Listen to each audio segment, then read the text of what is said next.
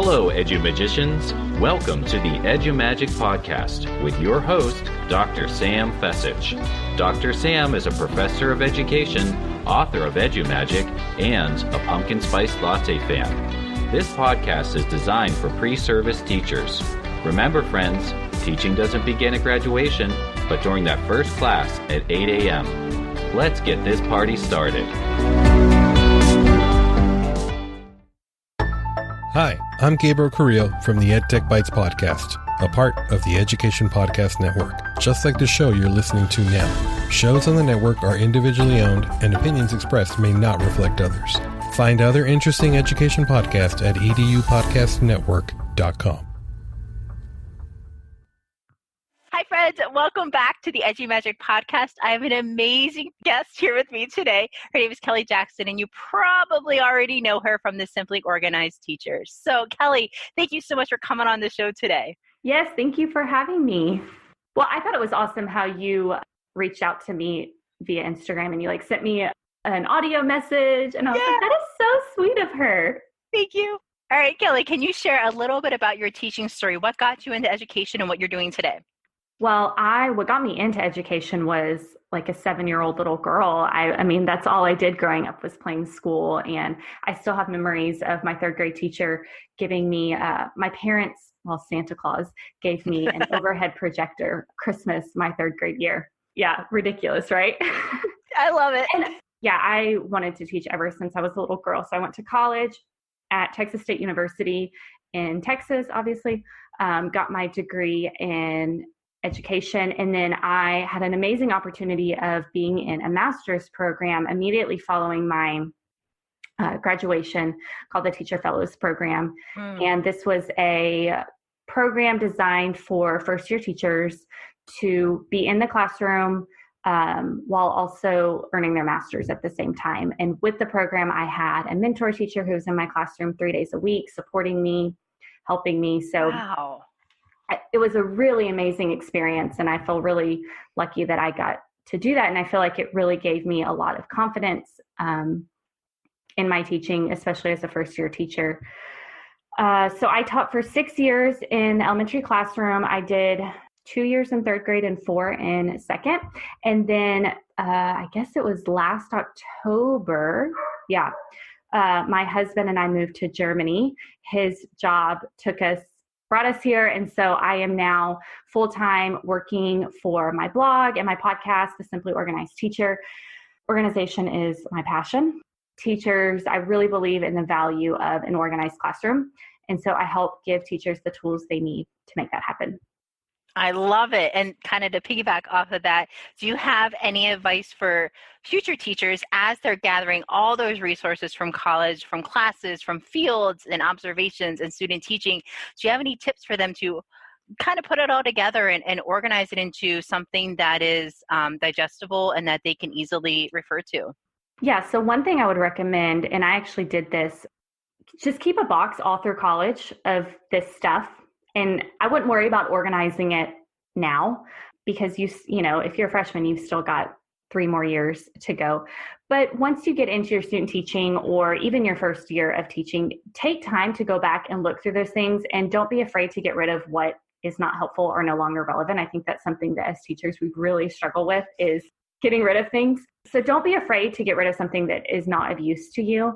And then get just a big binder, divide it into whatever, split those papers, resources, whatever, into different piles of themes you're seeing, maybe different subjects or whatever kind of themes you're seeing among the papers. And then just file them in there in, little sheet protectors or whatever. And I had something like this, and I would say my first 2 to 3 years at the beginning of the year, maybe even in the middle of the year, if I was needing some inspiration, I would just go back and flip through there.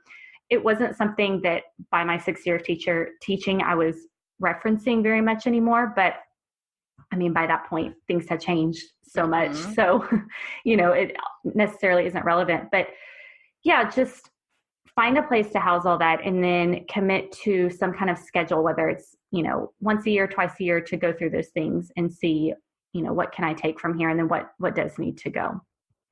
I love that. And I think sometimes we go into fields in student teaching where the cooperating teacher just wants to help so much. They give you all the resources. And sometimes that can be overwhelming. So it is okay to get rid of some stuff. And it's okay, maybe take a picture of it if you feel like you need to. But yeah, I love that you gave us permission kind of to let it go. And, channel our inner Elsa. It's okay to let stuff go, but keep the stuff that's going to help you out. Yeah, exactly. And don't be afraid, while you were saying that, to digitize things also. Scan them into a computer, create a digital portfolio of all these resources that you have also.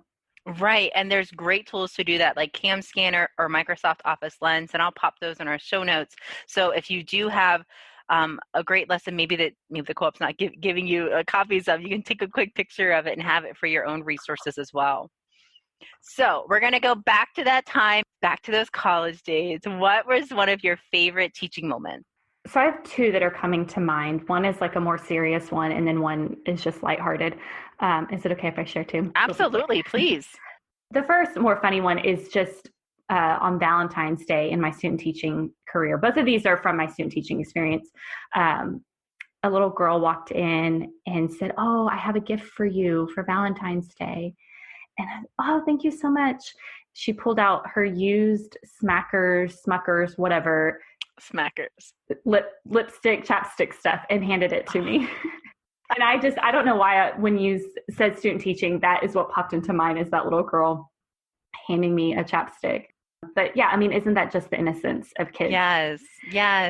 And then the second is during my student teaching, we had a severe behavior student in that classroom. And looking back on it, I'm grateful for that experience because I was able to see a teacher handle a kid who would throw things and run out of the classroom and, bang things, and see a teacher handle it with such grace and care. I wish that I would have paid more attention to the strategies that she was using with that kid, because I did, and every teacher will have that kid at some point in their teaching career. But I just remember finding that experience really valuable when I was in my second year, when I had that group of boys that was really challenging, being able to reflect back and know that it wasn't necessarily a reflection of me as a teacher, that any teacher could have this. And I Right. saw it in a teacher who'd been teaching, I think, 10 or 12 years, a great teacher, that it's not indicative of your success as a teacher. I like both of those stories. My follow-up question to the lip smacker story was it Dr. Pepper flavored or like Orange Crush flavored chapstick? Because that was like the go-to. I don't remember, to be honest. It was pink, I think. It's like what I visualize. I love it. And then I like how you reflected upon that child who would run out of the classroom, had some behavior issues. I think it's important to realize that you will have students with exceptional needs in your classroom, and be reflective upon how that teacher that you're partnered with for cooperating teacher or mentor teacher is handling that, and what are some strategies to just quickly reflect or jot down during your student teaching experience about that situation. Yeah, I think it's important to reflect upon lots of different things that go on during your student teaching, not just the delivery of your lesson or reflecting on how a lesson went, but also in the parts of classroom environment and professionalism, and meeting the needs of each of your students is so important. So thank you for sharing that. Yeah, I was going to add one other thing. Sorry. Sure, go for it, please. You talking about the reflection thing reminded me of my first year teacher when I was in this master's program. One of the requirements was each week we had to journal. It was open to whatever kind of journaling we wanted to do, as long as we were journaling about the classroom. And then our our mentor teacher would respond back to us about, so we talk about problems or what was going well in the classroom. And I think just that act of journaling and writing down your thoughts and your feelings is really helpful for a first-year teacher, but also for a teacher in student teaching.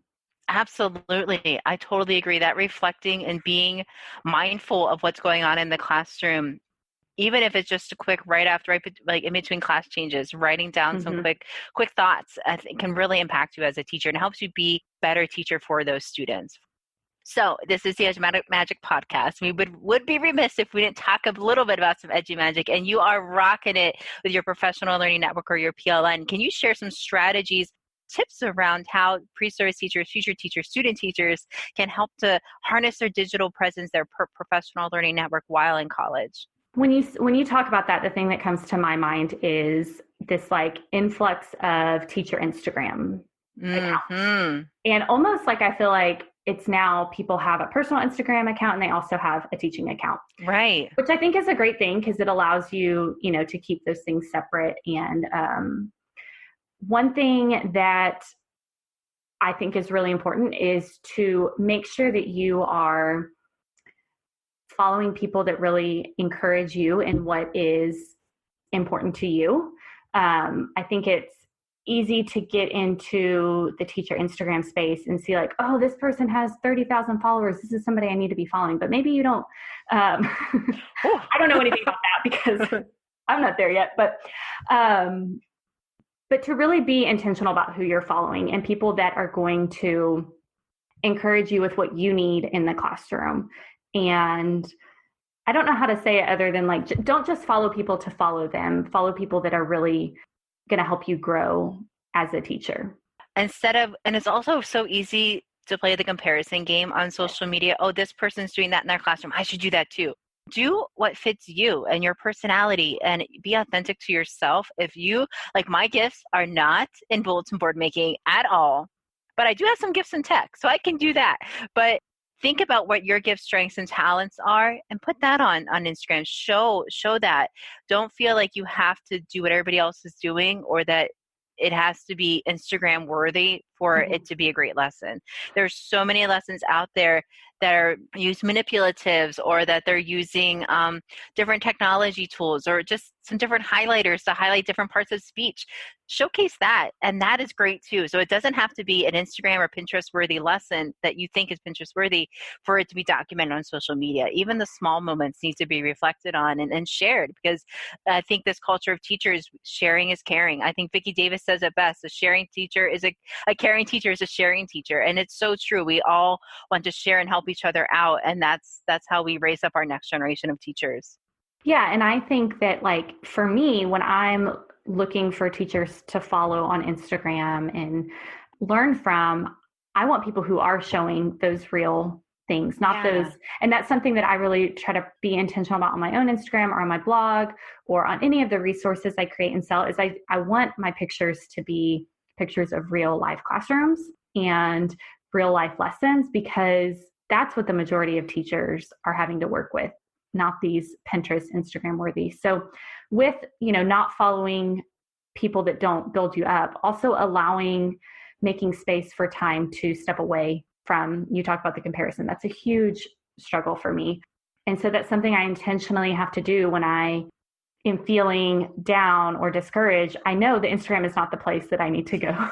Yes, I think that's something all teachers can listen to and resonate with, because it can get so easy to compare yourself to what others are doing online. So just do you and be authentic to yourself. That's what I would suggest to some of the people out there who are diving into getting to be a connected educator.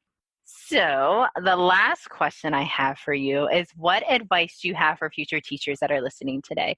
Whether they're in their field experience or they're just started college, or maybe they're doing their student teaching, what advice do you have for them? Well, I'm going to come from the organization angle, because I was hoping you would. That's my area of expertise. Oh my gosh, where do I even start? Throw things away. You're going to walk into your first classroom and the teacher that was there before is going to have left so much crap that you don't need.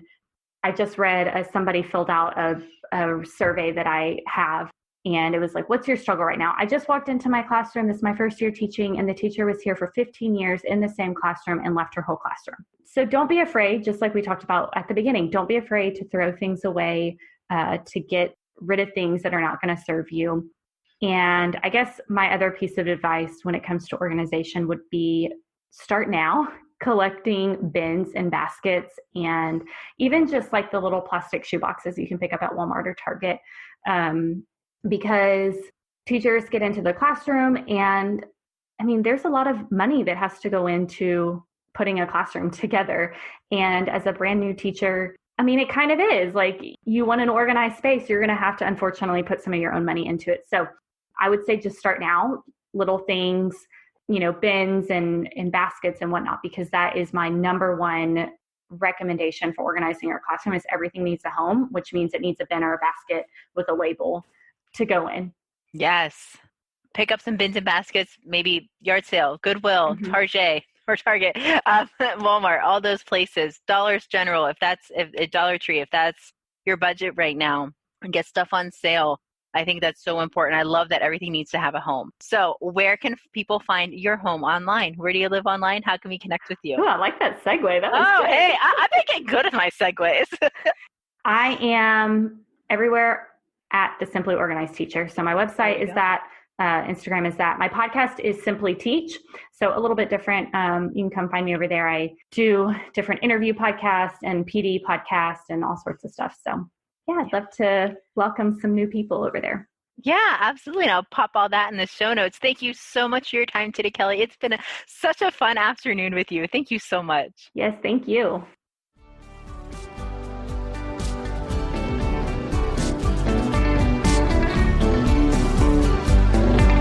And there you have it, Edu-Magicians.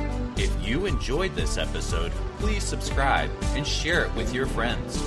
For more Edu-Magic, check out sfessage.com and follow Dr. Sam on Twitter and Instagram at sfessage. Until next time, you have the Edu-Magic within you.